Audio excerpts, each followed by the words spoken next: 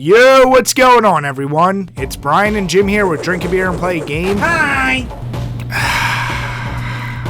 And today we're checking out Fighting Force for the PS1 and N64. Originally released to the PlayStation in 1997, this was developed by Core Design and published by Eidos Interactive. It came out also on Windows, the N64, and was eventually released on the PlayStation Network. This was actually supposed to be Streets of Rage 4, but for some reason or another it either lost the license or something happened with Sega. I don't know, but as a guy who grew up on Streets of Rage, this was the game I was waiting for in this generation. Was it quite the game I was hoping for? Well, let's take a look and see. Okay, I played the shit out of it. Jim, I bet you were always Elena McKendricks. No, I was always Smasher because I was always Max. Huh, your mom calls me Smasher too. The corners of your ass that you pull these out of. I swear to God. Come on, let's just review the goddamn game. Don't want to be here now. The graphics. Now keep in mind, when we score games of this time, we're comparing them to games of this time. We are well aware that this game did not age well, but comparing it to other games of the PS1 and N64, this is pretty much par for the course. You have your models, and then you have your pre-rendered backgrounds. The majority of your enemies seem fairly generic, although the bosses kind of look cool. And I'm saying kind of being generous. The actual main four characters you can play as are the most highly detailed thing about this game, and the fact that there are destructible items in the environment helps add some score to this game. The explosions all look decent, and the blood effects are always a welcome addition to any game. For me, this was about as average as it could be. I love the shit out of this game, and Jim actually, didn't mind the models as much as I did. So when it comes to scores, I gave it a 5, Jim gave it a 6. And it's worth noting that this is our score for both the PS1 and N64. As I've stated many times, and much to the chagrin of Jim. Chagrin. Your mother, chagrin. Really stretching for that one, weren't you? I'm sorry, that wasn't my best. But anyway, I don't have high expectations for the N64, so even though the PS1 looks better, obviously we're comparing N64 against other N64 games. So just keep in mind, when you see all of our scores, it's for both systems. When it comes to beer, I'm going to add 1 just because I would have liked to seen a little bit more variety in the enemies versus, guy in suit, guy in janitor outfit, police guy. But Brian, there's a purple cyborg guy. The sound.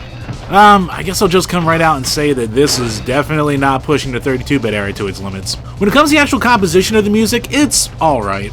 A lot of the tracks were instantly recognizable to me, but again, I played the absolute hell out of this game as a kid.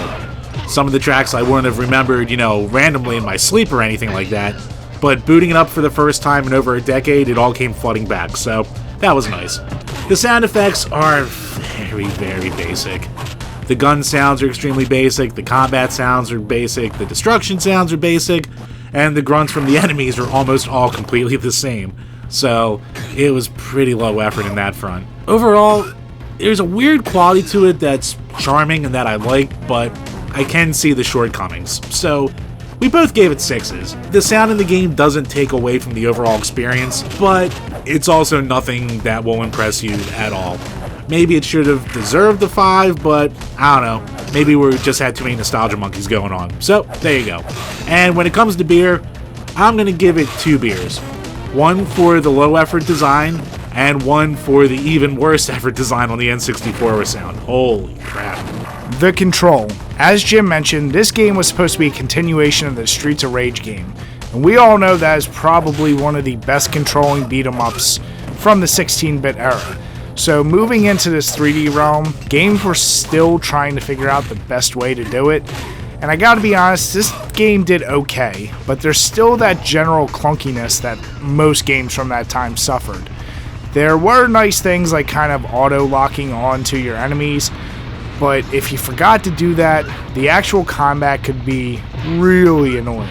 The combo system is as rudimentary as it comes, but my biggest problem with this game actually comes in the form of how you do your special moves, which requires you to hit 2 buttons at the same time. I felt like half the time it didn't work, and it just felt really stiff. The movement itself is a lot of pre-rendered animations, which can slow the action down and make using your character or trying to chain those combos together a real nightmare at times. But still, we wouldn't say this is an awful control. It's just not even close to being perfect. So I gave it a 6, Jim gave it a 7. Jim was a little bit more forgiving between the camera and the actual way that you fought people. But me, I was a little more critical. So when it comes to beer, honestly, I'm not even going to add any because, like I said, this game, like many others at the time, we're still trying to figure out the best way to have a 3D beat-em-up fighter. So I couldn't be too critical. The gameplay. Like we said before, it's copying Streets of Rage, and oh boy does it, because it's about as 16-bit beat-em-up as it gets. You go from area to area, you kill everything that's there, and then you move on. And eventually you fight a boss. So, yeah. You do it through stage after stage until you get to the final boss and you beat him and the game's over. Pretty standard. You do have some weapons like in most beat 'em ups, so you get to switch between melee weapons and ranged weapons, which is really just either a shotgun or a pistol. And they're a little tough to use, but you can also pick stuff up and throw to people. You can grab bars off the wall, and you can smack people around with them. It does vary it maybe a tiny bit from the norm, but again, it's about as generic as it can really be. There's not a lot to this game. If you like beat 'em ups, you're gonna like this game. I like beat 'em ups, so I was perfectly fine with it. But still, we had to give it 5s. And when it comes to beer, you know what? Fuck it. I'll give it 2 beers again. I'll give it 1 beer for being extremely simple, and another beer for the goddamn N64 version not having these motorcycle guys. What the hell? Do I even need to say it, Jim? Just let me be. Just let me be. Just let me live with my nostalgia. The originality. Hot damn is this game lacking in that category. Let's first talk about the story, because that's usually an area where we might be able to give a game some points. Oops. You want to hear this story? This ridiculous goddamn story? Basically, these 4 are going after this doctor who predicted the world would end in 2000. And in 1999, when he figured out it wasn't, he decided he was going to make his own plans to destroy the world. That is the story. And he's certainly not Mr. X.